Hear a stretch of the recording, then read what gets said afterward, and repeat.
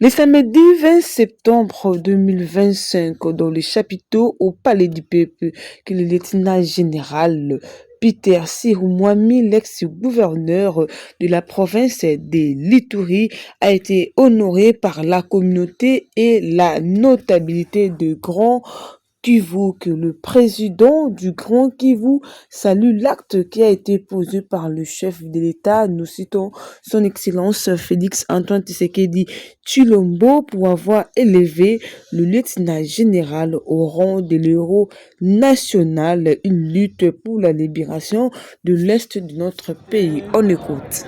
Et les communautés du Grand Kivu se sentent honorées de l'acte qu'a posé le chef de l'État, son Excellence Félix Antoine Tshisekedi Tshilombo, qui a reconnu les mérites d'un digne fils du Grand Kivu et de la République en général, en la personne du lieutenant général Peter Siroumouami, en l'élevant au rang d'héros national. Bien sûr, au niveau de Laurent Désiré Kabila, Patrice Emery Lumumba, nous avons aussi Simon Kimbangu et Kimpavita. Pour le Grand Kivu, globalement, de par sa notabilité et toutes ses communautés réunies, nous estimons que le chef de l'État nous a honorés et il était de notre devoir de nous réunir pour célébrer ce héros national reconnu.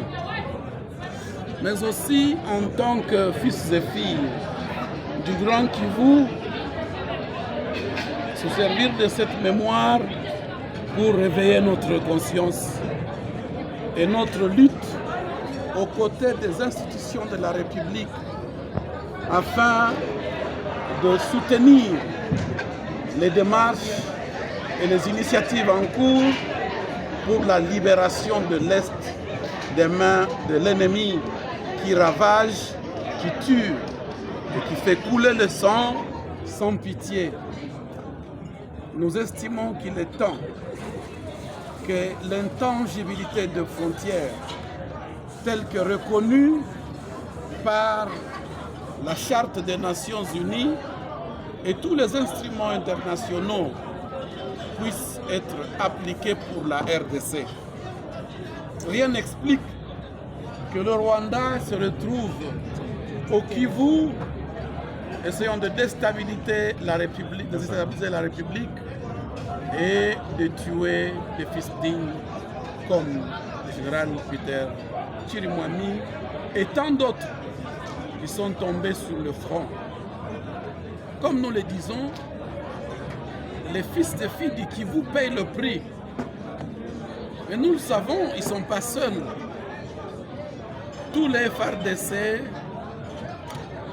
se déversent au Kivu, rejoignant les Wazalendo pour défendre la patrie. Et nous, en tant que communauté, nous continuons à encourager nos enfants à pouvoir se ranger aux côtés des FARDC, des Wazalendo, pour défendre la patrie. Mais de cela, nous devons aussi le dire tout haut, la paix est encore possible. Toutes les voies qui permettraient à ce que la paix revienne au Kivu, que le pays puisse se stabiliser encore une fois, telle que l'initiative de Doha, l'initiative de Washington et les initiatives internes, dont l'accompagnement de l'Union africaine, nous soutenons en tant que fils et filles du Kivu. Et nous nous sommes déterminés à aller jusqu'au bout, jusqu'au dernier retranchement de l'ennemi. Voilà pourquoi nous étions réunis ici pour éveiller encore une fois la conscience et dire au chef de l'État qu'il n'est pas seul. Mais aussi, nous-mêmes en tant que fils du Kivu, le dire tout haut, nous avons besoin de cette chaleur des autres communautés du Grand Bandundu, du Grand Kasaï, du Grand Équateur, Grand Katanga, Grand Oriental, Kinshasa, Congo central. Nous devons nous unir comme un seul homme. Parce que quand le bras est blessé, la jambe ne va pas dire « je ne suis pas concerné ».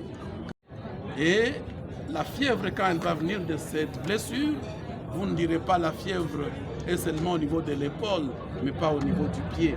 Voilà pourquoi le Congo uni, restant solidaire comme un seul homme, nous sommes derrière les institutions de la République, en commençant par le chef de l'État, pour défendre la patrie.